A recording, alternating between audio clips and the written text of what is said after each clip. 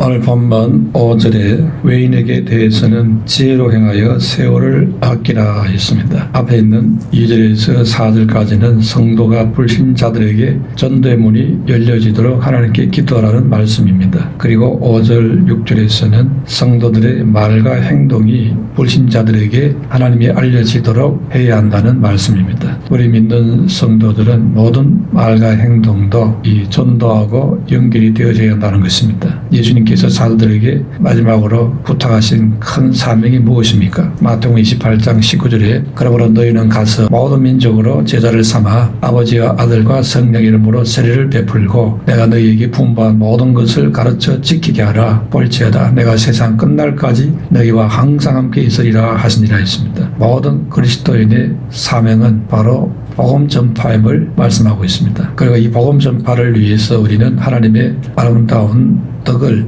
전파하는 도구로 선택이 되었습니다. 그래서 베드로 전서 2장 9절에 그러나 너희는 택하신 족속이요 왕같은 제사장들이요 거룩한 나라요 그의 소유가 된 백성이니 이는 너희를 어두운 데서 불러내어 그의 기이한 빛에 들어가게 하신 이의 아름다운 덕을 선포하게 하려 하심이라 했습니다. 그런데 지금 불신자들이 어두움의 세상 주관자인 마귀의 손아래에 잡혀 있습니다. 그렇기 때문에 우리가 불신자를 복음으로 건져내기 위해서는 그냥 쉽게 저절로 되는 게 아닌 것입니다. 마귀와 영적 전투를 벌여야 됩니다. 마귀가 딱 잡고 있기 때문에 빼앗아 내야 되는 것입니다. 그렇게 하기 위해서 하나님께서 우리에게 기도라는 무기를 주셨고 말씀의 검을 주었습니다. 또 유인을 향한 즉 불신자를 향한 전도의 방법은 5절에 지혜로 행하는 것입니다. 지혜로 행하는 방법 중에 세월을 아끼고 너희 말을 항상 은혜 가운데 소금으로 맛을 낸과 같이 하라 했습니다. 첫 번째로 우리는 전도를 위해서 지혜로 행해야 한다 했습니다. 외인에 대하여서는 지혜로 행하여 했는데 지식은 우리가 태어나서 학습을 해서 노력으로 통해 얻습니다. 그런데 지혜는 지식과 정보를 생활 속에 활용하는 것입니다. 그러면서 또 날마다 나를 향한 하나님의 뜻이 무엇인가를 깨닫고 맞춰가는 것이 바로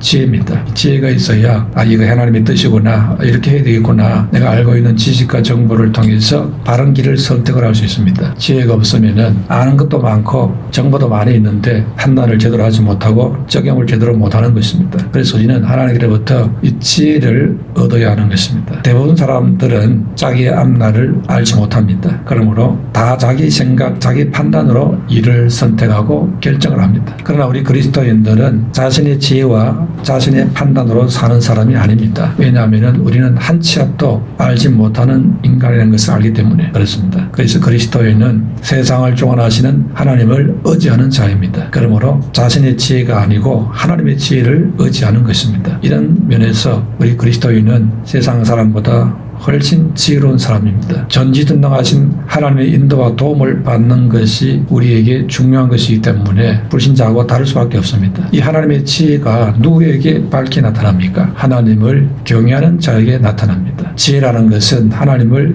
경외하는 데서 온다고 말씀하고 있습니다. 그러므로 하나님이 주시는 지혜로 세상을 살아갈 수 있는 자가 성도인 것입니다. 그래서 우리의 지혜는 하나님께로부터 나와야 되는 것입니다. 하나님이 주시는 지혜로 이 세상을 살아가야 하는 것입니다. 그렇게 살 때에 어떤 그 무엇보다 탁월하게 살 수 있습니다. 왜냐하면 하나님은 지혜의 근본이기 때문입니다. 오늘 본문 5절에도 모든 이웃과의 관계에서 지혜롭게 행하라 했습니다. 5절에 외인에 대해서는 지혜로 행하여 했습니다. 예수님도 제자들에게 마태복음 10장 16절에 너희는 뱀같이 지혜롭고 비둘같이 순결하라 했습니다. 범사에 지혜롭게 행해서 전도의 문이 막히지 않도록 하라는 것입니다. 예수님께서는 우리에게 원하시는 것이 세상에서 무기력하고 미련한 삶을 사는 게 아닙니다. 우리의 지혜는 악의 세력을 대표하는 뱀의 지혜보다도 더 지혜로워야 한다는 것입니다. 그러나 우리의 지혜는 이처럼 다른 사람을 넘어뜨리거나 속이는 교활한 그런 지혜가 아닙니다. 다른 사람들에게 도움이 되고 떡이 되는 순결한 지혜라야 하는 것입니다. 그러므로 우리의 지혜의 권한은 세상에 있는 게 아닌 것입니다. 우리의 지혜의 권한은 하나님께 있는 것입니다. 하나님의 가장 미련한 것이 세상에 어떤 지혜로운 자보다 더 지혜롭게 되어 있습니다. 그러므로 우리 성도는 불신자들에 대해서 지혜롭게 행함으로 비난받지 않도록 해서 복음이 더 빛이 나게 하라는 것입니다. 두 번째로 전도를 위해서 우리는 세월을 아껴야 된다 했습니다. 5절에 세월을 아끼라 말씀하고 있지요. 이 세월은 하나님이 주신 선물입니다. 즉 시간은 하나님이 우리에게 주신 선물입니다. 우리는 땅의 생명을 선물로 각각 받아 지금 살아가고 있습니다. 선물은 받는 것보다도 관리하고 활용하는 것이 더 중요합니다. 돈도 아껴서 좋은 일에 써야 하는 것처럼 시간도 아껴서 좋은 곳에 써야 됩니다.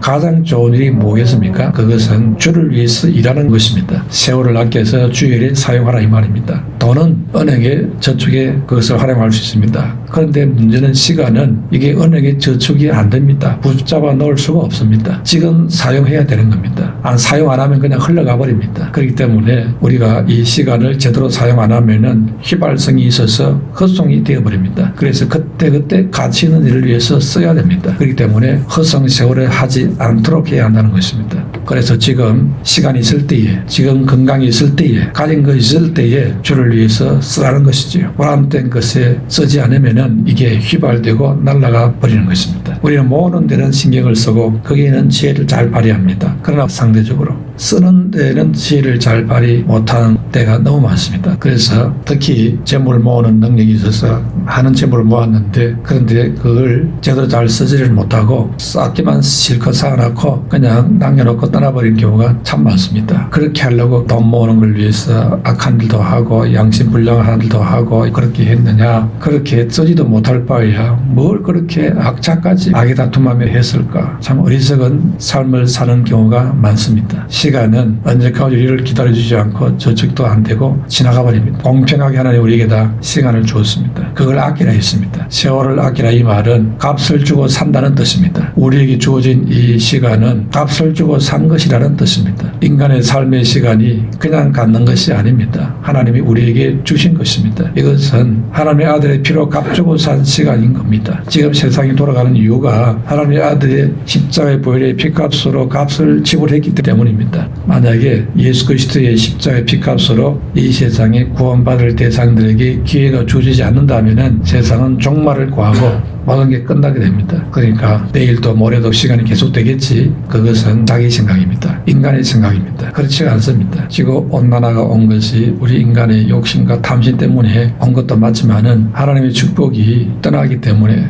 이런 문제가 오는 겁니다. 하나님이 간섭하면은 얼마든지 중동이나 사하라 사막 지역에 이런 숲풀이 우거지게 됩니다. 그리고 새로운 산림 지역이 생기고 지구가 살기 좋게 되고 이런 이상한 기온에서 우리를 건져주시고 합니다. 그래서 더 사람이 많이 살 수 있는 좋은 지역을 얼마든지 하나님 만들어낼 수 있습니다. 인구가 많아서 문제냐? 그런 것도 아닙니다. 지식인들은 지금 인구가 너무 많아서 문제니까 10억 정도 줄이 된다 이렇게 말을 합니다. 하나님 없이 세상을 생각하니까 머리를 짜내야 되고 또 머리를 짜내서 한다는 게 부작용이 일어나고 이렇게 되십니다. 그런데 사람의 생각으로 우주가 움직여지는 게 아닙니다. 하나님의 은혜로 되는 겁니다. 그러므로 하나님이 은혜로 역사하셔서 이 세상을 이끌어 주시옵소서 기도하게 되시기를 축원합니다.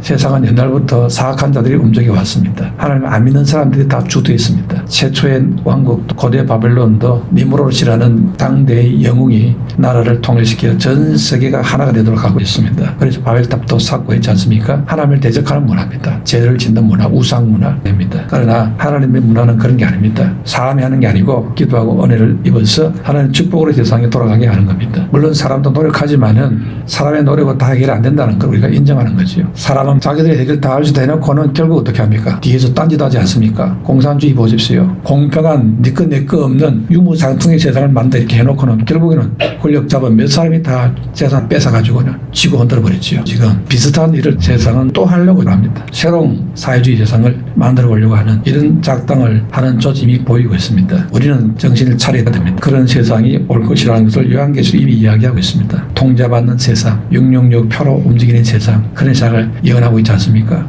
하나님 없는 사람들은 그런 세상을 추구한다는 걸 알 수 있습니다. 그러나 우리는 깨어서 기도하면은 하나님께서 그날을 감하시고 막아주신다 했지 않습니까? 우리가 깨어서 정신을 차리고 기도해서 하나님의 통치가 있는 세상을 만들어야 될 줄로 믿습니다.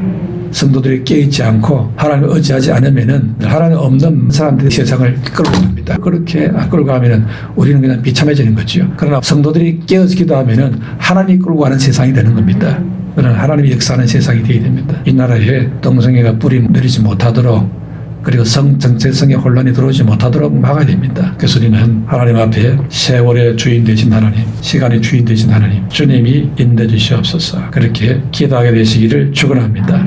전도를 위해서 세월을 아끼라 했습니다. 세월은 하나님 주신 선물입니다. 내 생명이 하나님 주신 선물입니다. 그러므로 내가 어떻게 활용하고 사용할 것이냐, 이게 아주 중요합니다. 주님의 뜻에 맞도록 우리가 사용을 해야 되는 것입니다. 그리고 우리가 가진 시간이 많지가 않습니다. 또 방해가 많습니다. 그리고 이 세상은 시간이 얌전히 가지 않습니다. 에베소 5장 15절에 그런즉 너희가 어떻게 행할 것을 자세히 주의하여 지혜 없는 자같이 말고 오직 지혜 있는 자같이 하여 했습니다. 옛 사람의 생각과 부패한 길로 돌아가지 말아야 됩니다. 지혜롭게 살아야 됩니다. 사단은 우리가 가는 길에 덫을 놓습니다. 성령이 우리를 안 도와주면 이 덫에 걸려 시험에 빠집니다. 때가 악하다 했습니다. 이 시간 속에는 악한 마귀가 많이 역사한다 이 말이지요. 시험이 많다는 겁니다. 근신하고 깨어서 하나님의 도움을 안 받으면 이 마귀에게 우리가 당할 수 있다는 것입니다. 그래서 매 순간 주의 인도를 받아야 됩니다. 보호를 받아야 됩니다. 그래서 우리 생각 속에 그리스도가 중심이 되어야 됩니다. 나는 나중이 되고 하나님의 영광이 첫 번째가 되는 믿음의 사람이 되시기를 축원합니다.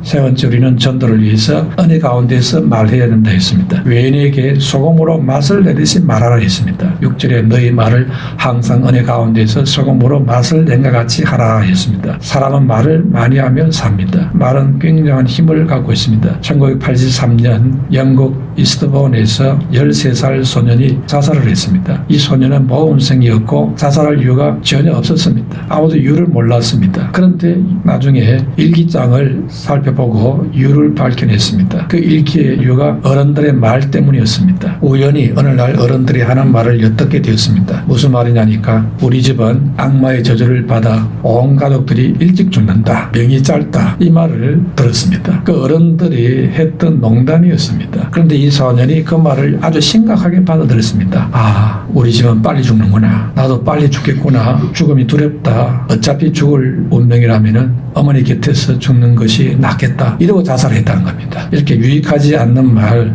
이거는 사람을 해칠 수 있다는 것입니다. 그러나 유익한 말은 사람을 살립니다. 우리 성도는 항상 진실을 말하고 사람들에게 떡을 세우는 그런 말을 해야 되는 것입니다. 에베소 4장 29절에 무릇 더러운 말은 너희 입 밖에 내지 말고 오직 떡을 세우는데 소용되는 대로 선한 말을 하여 듣는 자들에게 의뢰를 끼치게 하라 했습니다. 정직하게 말하는 것은 좋은 일입니다. 그러나 정직한 말이 다 사람들에게 떡을 세우는 것은 아닙니다. 그래서 말을 할 때에 옳은 말이고 정직한 말이라도 가려서 사용을 잘해야 됩니다. 오늘날 우리는 거짓말이 아주 많은 시대에 살고 있습니다. 거짓말인데도 다 참말이라고 믿고 사는 경우도 아주 많습니다. 시간이 지나고 나서 보면 그게 거짓이었구나, 이렇게 알 때가 많습니다. 그러나 우리는 하나님 앞에 좋은 마음을 갖고 그냥 기도를 해야 됩니다. 그리고 다른 것보다도 하나님의 말씀을 확실히 믿어야 됩니다. 디모데후서 3장 13절에 악한 사람들과 속이는 자들은 더욱 악하여져서 속이기도 하고 속기도 한다 했습니다. 속이기도 하고 속기도 한다 했습니다. 세상이 그래요. 마음속에 있는 두려움과 근심과 걱정이 사람으로 하여금 풀이 죽게 만들고 스스로 위축되게 만들기도 합니다. 잠언 12장 25절에 근심이 사람의 마음에 있으면 그것으로 번뇌하게 되나 선한 말은 그것을 즐겁게 하느니라 했습니다. 선한 말이라는 것은 마음에 평안을 주고 몸까지 좋게 만들어주는 역할을 합니다. 선한 말이 보약과 같다는 것입니다. 우리 구역장 건설들은 특히 우리 식구들에게 선한 말로 보약을 주는 역할을 하게 되시기를 축원합니다. 선한 말은 불안, 염려, 두려움을 가라앉히는 역할을 하기 때문에 그렇습니다. 평안을 주기 때문에 그렇습니다. 그러므로 좋고 긍정적이고 적극적이고 창조적인 말을 하고 남의 장점을 찾아서 인정해주고 격려해 줘야 될 줄로 믿습니다. 그러므로 우리는 말을 은혜 가운데 해야 됩니다. 오늘 본문처럼 말을 소금으로 맛을 낸같이 하라 했습니다. 말의 중요함을 말하고 있는 것입니다. 생명이 말에 의해서 결정이 되고 죽음도 말에 의해서 결정된다는 것을 예를 통해서 보았지요. 성공 실패도 말에 의해서 결정되기도 하고 행복 불행도 말에 의해서 결정되기 때문입니다. 그러므로 하나님을 섬기며 살아가는 우리들은 말에 유의해야 한다는 것입니다. 이것이 전도와도 연결될 수 있는 것입니다. 그래서 은혜로운 말을 하되 사람들이 소금으로 맛을 낸 것 같이 하라 했습니다. 어떤 음식도 소금이 들어가지 않으면 맛이 잘 나지 않습니다. 마찬가지로 성도도 항상 은혜로운 말을 하다 보면은 맛이 없을 수 있습니다. 재미가 없을 수 있습니다. 늘 거룩한 말만 하고 성경만 말하고 이렇게 하면은 가까이 하고 싶지가 않는 그런 사람이 될 수 있습니다. 그렇기 때문에 소금으로 맛을 내듯이 재치 있고 재미있게 말을 하라는 뜻입니다. 현명한 충고인 것입니다. 세상 사람들이 볼 때에 그리스도인들은 너무 고리타분해 보인다. 또 늘 교회 타령만 하고 예수님 타령만 하고 있다. 불신자 입장에 볼 때는 별로 흥미가 없고 맛이 없어 보인다. 이렇게 볼 수 있습니다. 그러므로 불신자들이 우리를 피할 때가 있습니다. 듣는 사람이 유익하고 흥미가 되도록 지혜롭게 말하라는 것입니다. 그런 지혜를 하나님부터 얻게 되시기를 축원합니다.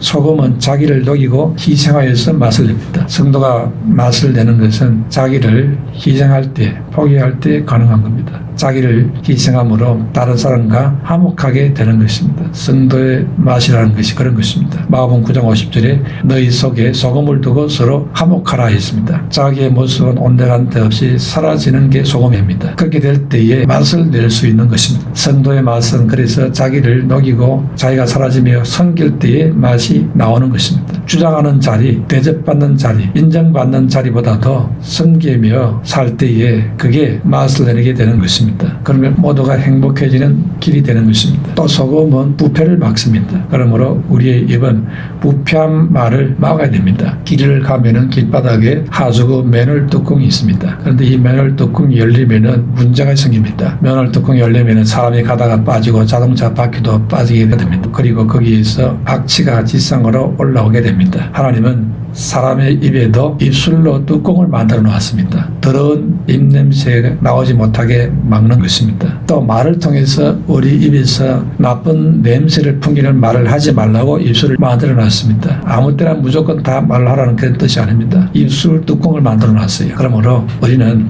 남의 말은 가능하면 안 하는 게 좋습니다. 그런 힘은 아꼈다가 기도에 쓰고 찬송과 전도에 쓰고 칭찬하는 데 써야 될 줄로 믿습니다. 그리고 아무리 확인이 된 사실이라 한다 하더라도 그게 유익이 되지 않는다면 말을 안 하는 게 옳습니다. 그리고 기도할 때에 깨어서 입을 열고 큰 소리로 기도하고 평상시에 사람에 관한 부분들은 비밀을 지킬 때는 지키고 가능하면은 말을 적게 해야 합니다. 그래서 입의 뚜껑을 잘 지켜서 악취가 나가지 않도록 하고 좋은 것이 나가도록 해야 됩니다. 그렇게 하면은 교회가 은혜 가운데 든든해지고 복음도 전파가 되어지고 합니다. 그래서 하나님 앞에 지혜롭게 행해서 아름답게 쓰임받는 자가 될 줄로 믿습니다.